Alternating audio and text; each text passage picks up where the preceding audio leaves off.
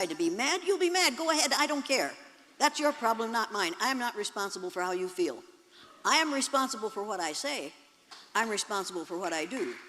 You're responsible for your response to it. Be responsible for your responses.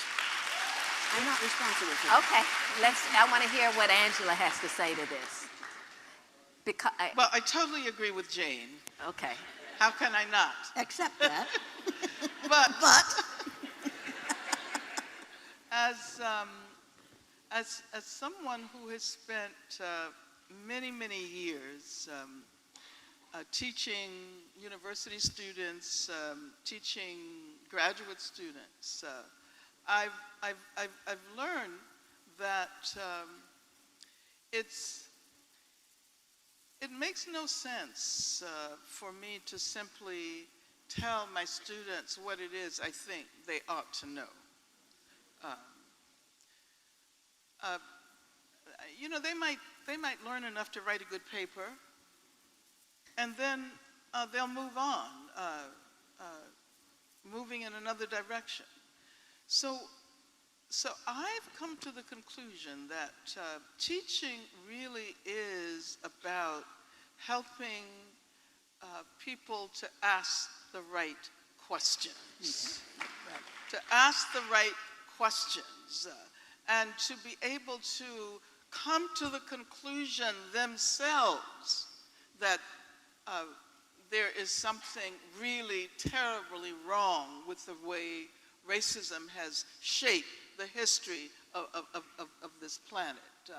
So I mean, I think education is about unleashing the imagination. What teachers, unfortunately, most often do is shut down the imagination and to prevent people from exploring the world in their own ways. And so I think that certainly there are many questions to be asked about race and racism, about the fact that race is a fictive concept.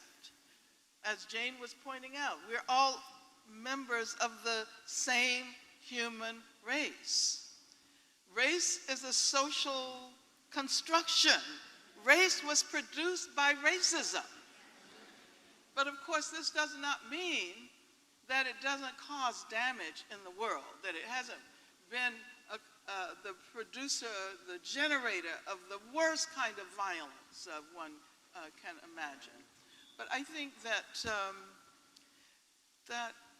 that what we try to do is to get people to come to that conclusion on their own, and not on their own as individuals. See, one of the reasons we have so many problems in this country and in this world, particularly during this neoliberal era, is because we have been encouraged to think of ourselves as individuals primarily and not members of a larger community. You know, so when we think about getting rid of racism, we think about changing individuals. It's not going to happen simply by changing individuals. The structures produce racism even when the individuals assume that they are anti-racist. You know, how is it that we ended up with a prison system with such a vast majority of people of color? You know, how is it that there are over 2 million people in the jails and prisons and immigrant detention facilities and jails in Indian country and military prison? How did that happen? If we don't, you know, ask the kinds of questions that will allow us to understand how racism shapes all of the important institutional structures in this society, and that simply changing people's minds is going to solve the problem. I mean, right now we're watching the trial of what is his name? Jason Van Dyke in Chicago. Laquan McDonald, you remember the killing of, I think the policeman's name is I don't, Jason Van Dyke, is that right? Something my like husband that. would know.